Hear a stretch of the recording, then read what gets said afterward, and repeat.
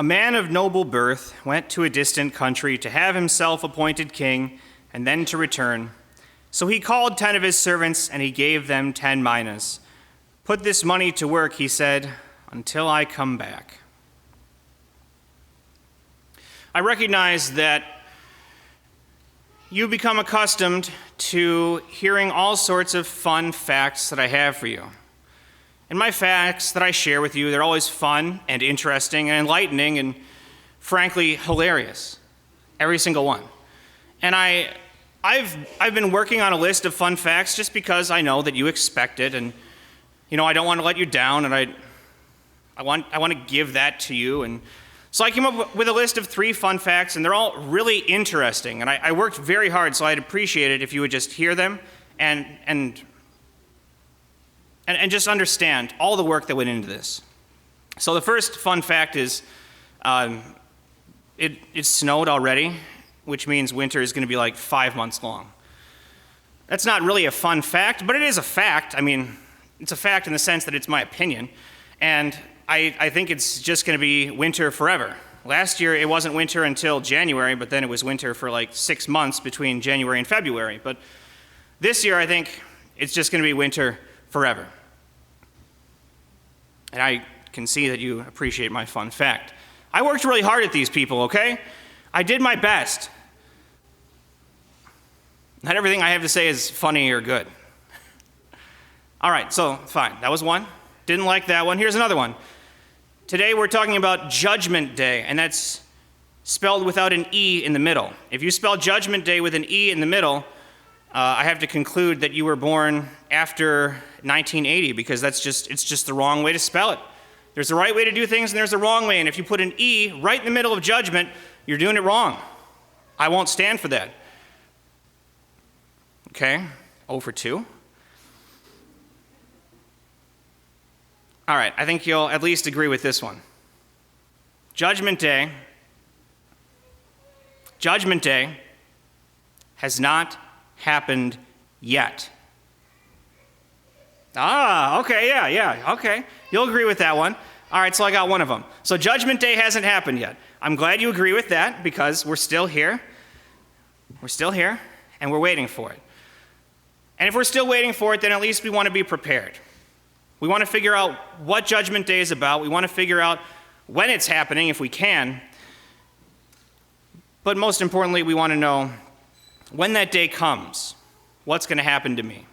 How can I know? And we have this story. And I wasn't going to try to explain this story because Jesus already has a story to explain something. So we're going to look at the story that Jesus tells people. And we're going to try to figure out especially what this gift is that he gives people and what we can do with the gift and whether or not we've received it. Jesus starts out telling them this story because this is he's about to enter Jerusalem. He's about to ride on the donkey and go into the city. And the people who were following him said, "Here it comes. Here's the Messiah entering Jerusalem. He's about to usher in this everlasting kingdom, and we're going to overthrow the Romans, and we're going to live in Jerusalem forever and ever, right now." And Jesus told them this parable, and he said, that's not what's going to happen. In fact, I'm going to go away for quite a while, but I've got something important for you to do. So he tells this story, and it's very clearly talking about Jesus. Like, this isn't talking about anybody else. He said, "A man of noble birth went to a distant country to have himself appointed king and then to return." He's clearly talking about himself ascending up into heaven, being chosen by the Father as the king, not just over Israel, but the king over the entire world, the king over everything. And then one day he's going to come back.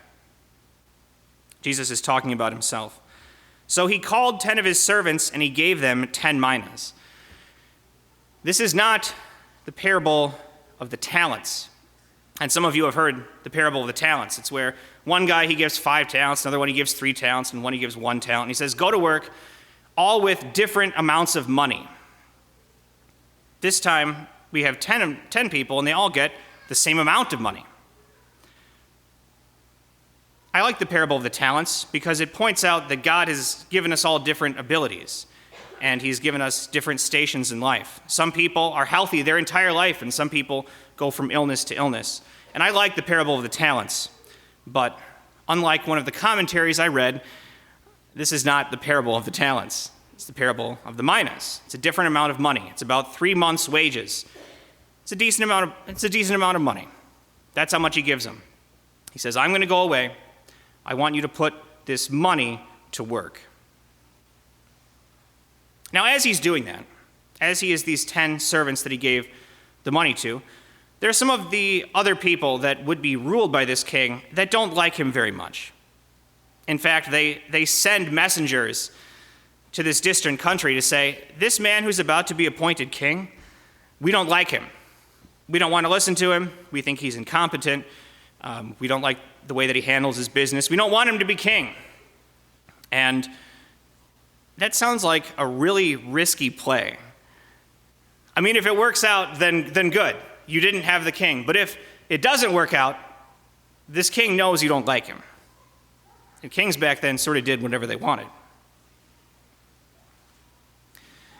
It's a really risky thing to do, but Jesus told them this story probably because it's something that actually had happened. The king who was around when Jesus was born was King Herod.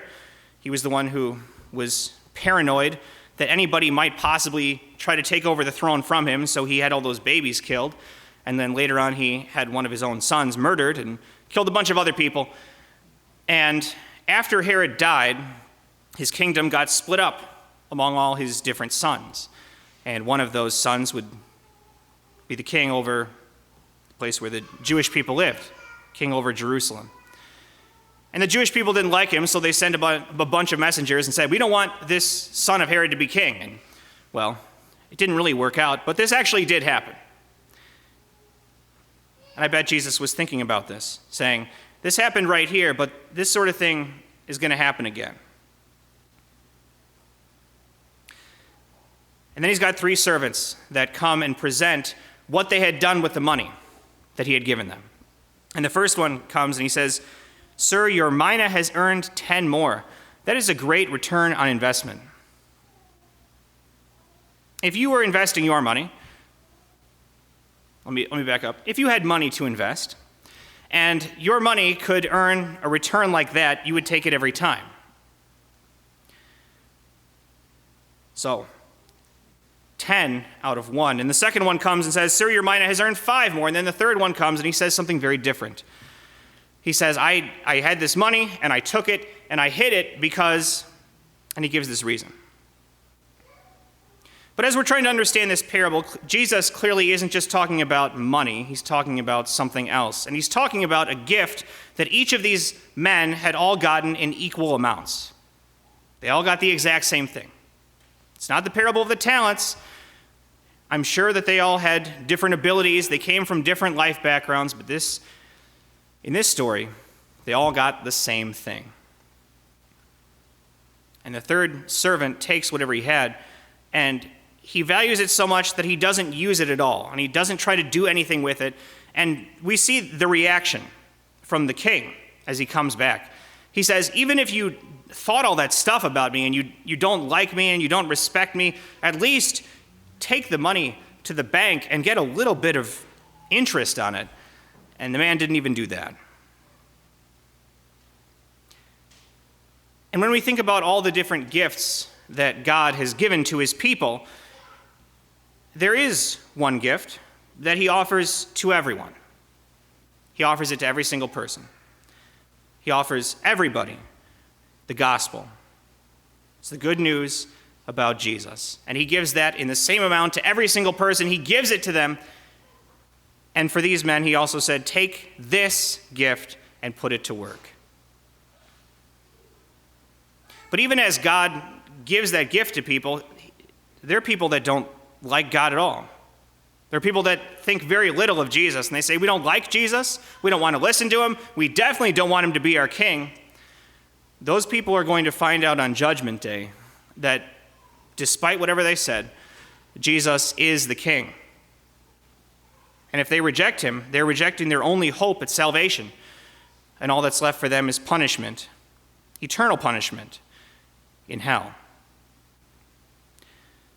But there's not just punishment for them, there was punishment for this third servant too. The third servant, here, this was his excuse. He said, and since we're talking about the gospel is the gift. This is what he said about God. He said, I was afraid of you because you are a hard man. You take out what you didn't put in and you reap what you didn't sow. He's saying, if I do all this work with the gospel, you're going to say that you really did it.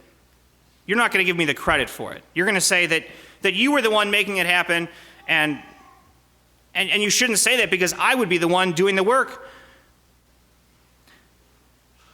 And God says to this servant, he said, you clearly don't think that, because even if you thought that, you would have at least done the bare minimum with it. If you actually valued this gift, you would have done something with it. If you really thought that this gift was so pure and holy and special that you wrapped it up in a cloth and you didn't want it ruined, if you really valued it like that, you would have used it. You would have at least used it on yourself. If as Lutherans we are going to say, we have a holy, precious gift right here, it's the gospel of Jesus Christ, the forgiveness of sins for sinners, mercy on those who don't deserve it. We have this precious gift. We learned about it in catechism, and then we go home and we don't do anything with it. This gift is so special that I want to share it with absolutely no one. I just want to have it for myself. And it's special, and it's good, and I would never think of telling another person about it because it's so good. That would be insane. That would be foolish. In the words of Jesus, that would be wicked. To be handed a gift like that and not even recognize what it's saying about you. If you really valued the gift of the gospel, you would want to share it with other people. And yeah, there's different results. We see the one servant say, I reached 10 people with the gospel. Another one say, I reached 5. And Jesus doesn't say to the two men, 10 is better than 5, so clearly you're better than the other guy. But to take it and to reach no one, and this servant didn't even reach himself. He didn't even look at himself and realize, I am a sinner. I have done wrong against God. I need forgiveness. And so as for myself, I value this gift.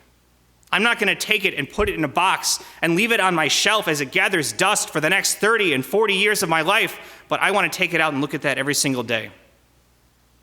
Because when I see that gift, I realize that the guy who gave it to me must value me a whole lot. God has given you a gift. He's given you the gift of the gospel. And it talks about the forgiveness of sins for you. And he wants you to take it out and to look at it every single day.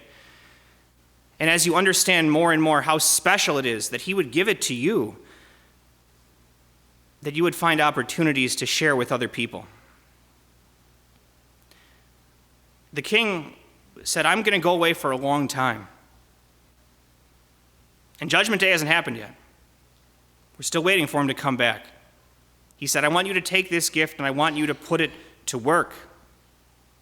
I want you to find opportunities to share this gift with other people. And those two servants did that. And God wants you to do that. When we talk about Judgment Day, it's important that we talk about hell. Because hell is real. It's not some fictional made-up place because we think that people we don't like should suffer for it. It's a place that exists. It wasn't created for people. That was never God's intent, but that's where a lot of people end up because they reject this gift. But you have it. And you know that if other people receive this gift, they won't have to go to hell. They can go to heaven. And they can live forever with Jesus in happiness, in peace, in rest. A lot of people don't even have happiness and peace and rest right now, but they could. If they could receive that gift. And you have it. You have that gift, and you have opportunities to share it with people.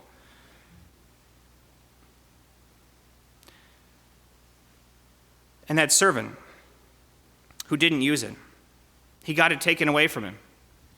And the fate that met the enemies of this king, it met him as well. If you have it and don't use it, that shows that you don't value the gift at all. But if you have the gift,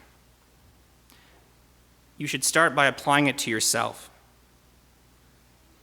And say, today is a day that I have been forgiven by Jesus. Today is a day that I am loved by Jesus.